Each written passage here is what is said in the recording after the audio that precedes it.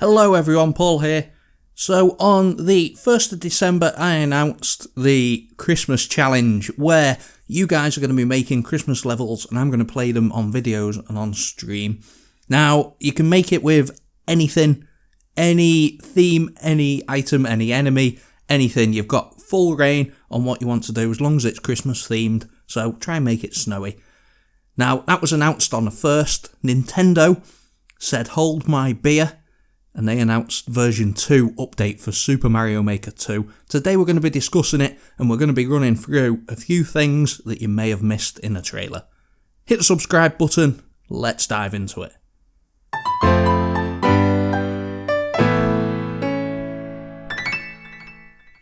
So you can see that Nintendo dived straight into it with Spike, and this is in the Super Mario Bros. 3 style. Now you can notice at the bottom that it hasn't got the not for New Super Mario Bros. U. No, not for I keep forgetting them now. Not for 3D World. So Spike is going to be in 3D World. You can see him interacting with blocks there. Now, on the New Super Mario Bros. U and the Super Mario World themes, you can see that the balls are affected by gravity, whereas on the others they're not, and they just go straight along the x-axis.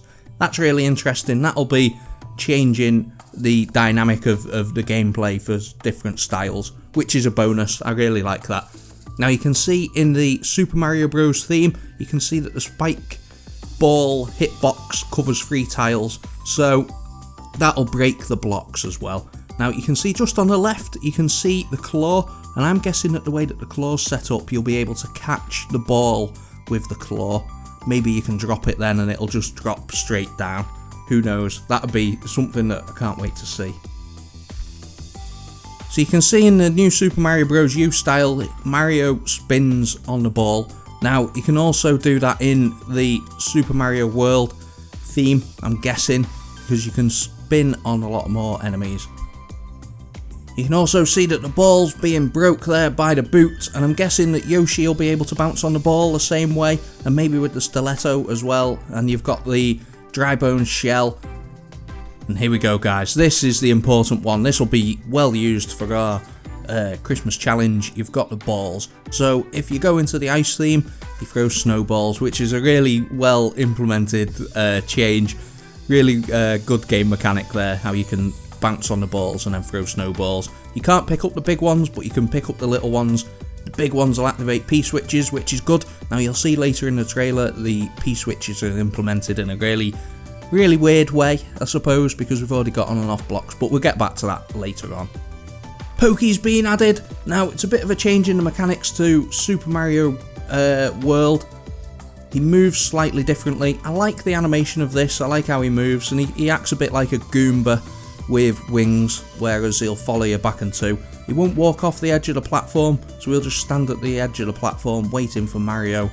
Same sort of thing, whereas if you take out the body, then he won't die, whereas if you take out the head, then the whole lot disappears.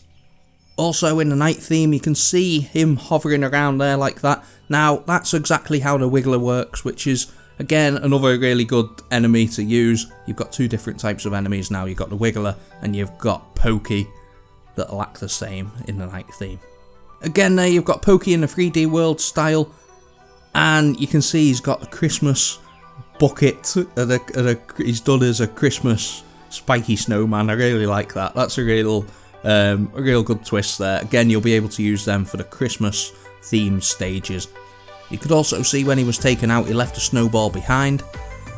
Now something that I'm really interested in is these frozen coins. Now you can see that they're not going to be compatible with 3D World, which is a bit of a shame, but in the other styles they're going to be implemented there, and they bring a whole new dynamic to the game. I'm especially excited for these with puzzle levels, because you're going to make a puzzle level where you need to get a fire flower to grab the coin. So you can throw the coin out and then get the coin and maybe progress through the level. You could also have it where you've got a timer, so you've got the floor as frozen coins and you've got a burner coming around, and then it'll keep making the floor disappear and then you'll fall down. There's so much that you can do with these new items. Really excited to see what you guys come up with. if you put wings on the frozen coins, they act like normal blocks where they fly back and two. They don't act like coins where they just scroll right across the level, which is good.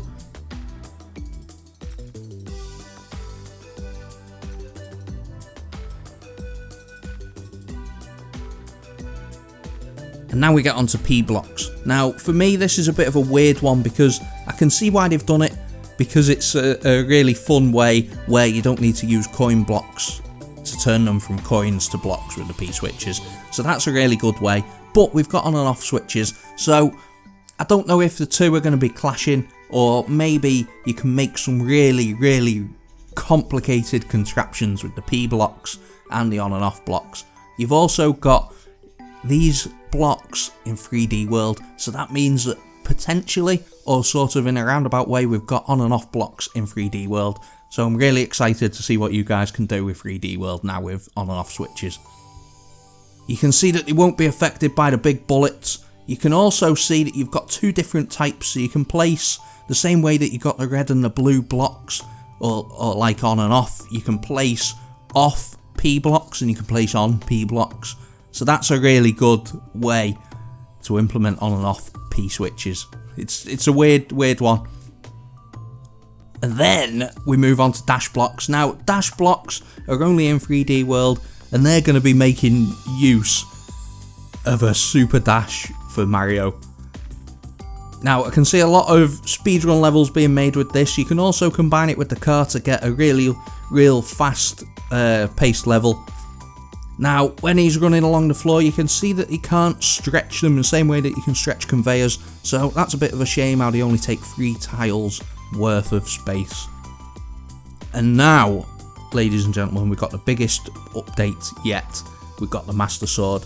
Now, with this for me is potential. You've got potential here, so much potential for new additions to the game. Not only have you got the Master Sword, you could have a Samus power up where you turn to Samus and then you've got the blaster. You could have a Castlevania power up where you change to Belmont and you've got the whip. There's so much potential here, guys. I was thinking about one where you could have a Luigi's Mansion where you can get the Hoover power up. I can't think of the name of the Hoover now. Roast me down in the comments section for getting the name of the Hoover. But with the Hoover, you could have a Luigi's Mansion theme, you could go around the ghost houses, it'd be amazing, it really would. Just imagine with the Hoover sucking up the ghosts and then being able to hold them in the Hoover and then fire them off, that'd be incredible. So this does really have a lot of potential for the game.